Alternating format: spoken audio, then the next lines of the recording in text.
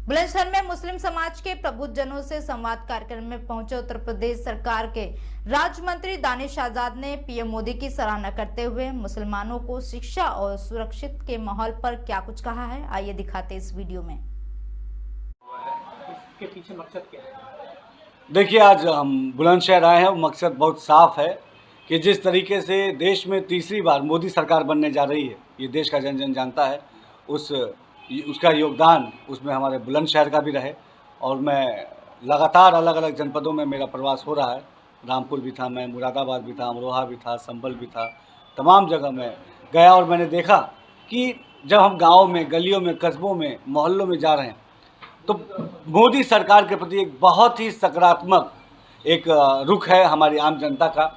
और हमें लगता है कि 400 पार का जो आंकड़ा प्रधानमंत्री मोदी जी ने नारा दिया है, इस नारे को जनता ने अपना लिया है। ये जो चुनाव है, ये भाजपा बनाम विपक्ष नहीं है, ये जनता बनाम विपक्ष है ये चुनाव। और निश्चित तौर पे 4 जून को जब वोटिंग का दिन है, काउंटिंग का दिन है, उस काउंटिंग के दिन में 400 पार के आंकड़े के साथ पूर्ण बहुमत के साथ देश में फिर से तीसरी बार मोदी सरकार बनने जा रही है।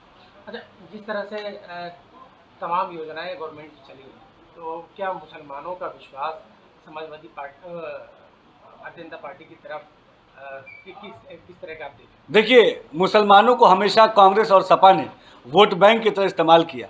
मुसलमानों ने बड़े बड़े भरोसे के साथ उनको वोट दिया था अपने तरक्की के लिए, लेकिन पूरी तरीके से कांग्रेस और सपा मुसलमानों का डेवलपमेंट करने में फेल साबित हुई। उसके ठीक विपरीत भारतीय जनता पार्टी प्रधानमंत्री मोदी जी के नेतृत्व में हमेशा भारतीय जनता पार्टी ने मुसलमानों के विकास के लिए, उनके तालीम के लिए, उनके तरक्की के लिए, उनके रोज़गार के लिए, उनके बेहतर उद्योग के लिए, उनके जो हमारी महिलाएं हैं, अल्पसंख्यक महिलाएं हैं, उनको समाज की मुख्य धारा से जोड़ने के लिए, इनके स्किल को डेवलप करने के लिए, इन तमाम मुद्दों पे बड़े गंभीरता से हमारी मोदी सरकार ने काम किया है। और हम ये कह सकते हैं कि हमारे ईमानदारी का जो हमारा प्रयास था, ये जो हमारा ईमानदारी भरा प्रयास था, इससे मुसलमानों के अंदर विश्वास जगा है मोदी सरकार के प्रति। निश्चित तौर पे हर लोकसभा में बड़ी संख्या में मुस्लिम मतदाता भारतीय जनता पार्टी के पक्ष में मतदान करेंगे। और जो तीसरी बार मोदी सरकार बनने जा रही है देश में, उसमें बहुत बड़ा किरदार मुसलमानों का भी होगा।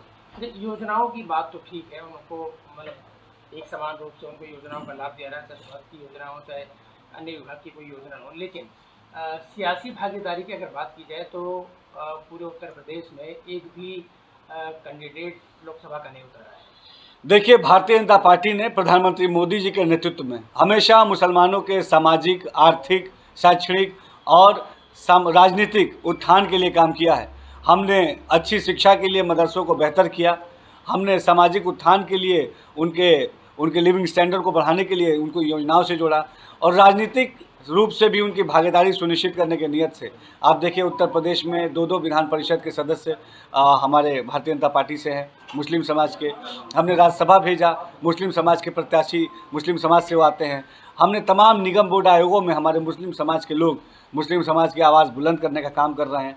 तो आज अगर सही मायनों में देखा जाए तो मुसलमानों के तरक्की के लिए, उनके बेहतर भविष्य के लिए अगर कोई गंभीरता से काम कर रहा है तो हमारी मोदी सरकार कर रही है। और सबसे बड़ी बात है, आम मुसलमान भी इस बात को मानता है, इस बात को स्वीकार करता है। और निश्चित तौर पे आप देखिएगा, अल्पसंख्यक बाहुल्य बूथों पे इस बार बड़ी संख्या में भारतीय जनता पार्टी के प्रति रुझान है और बहुत ज़्यादा वोट अल्पसंख्यक बूथों पे भारतीय जनता पार्टी के पक्ष में पड़ने वाला है। कल अखिलेश यादव यहाँ आए थे, तो पहले चरण के जो मतदान हुआ, उस मतदान को लेकर उन्होंने कहा कि बीजेपी के तमाम बूथ खाली रह गए, इस तरह के उन्होंने बात की। तो देखिए, ये तो 4 जून को मालूम चलेगा कि किसके बूथ खाली रह गए और किसके पक्ष में जनता ने भर भर के वोट दिए। जनता को आज मोदी सरकार की गारंटी पे भरोसा है, जनता को मोदी सरकार की नीति पे भरोसा है, जनता को मोदी सरकार की नीयत पे भरोसा है। और निश्चित तौर पे इस नीति और नीयत के बदौलत हमने जनता का विश्वास हासिल किया है। निश्चित तौर पे 4 जून को जब ईवीएम के काउंटिंग का रिजल्ट आएगा, आप देखिएगा उत्तर प्रदेश की 80 की 80 लोकसभा सीटें भारतीय जनता पार्टी जीतेगी। देश में फिर से तीसरी बार जो मोदी सरकार बनने जा रही है, उसमें सबसे बड़ा रोल उत्तर प्रदेश की 80 लोकसभा सीटों का होगा और विपक्ष का खाता तक उत्तर प्रदेश में नहीं खुलेगा।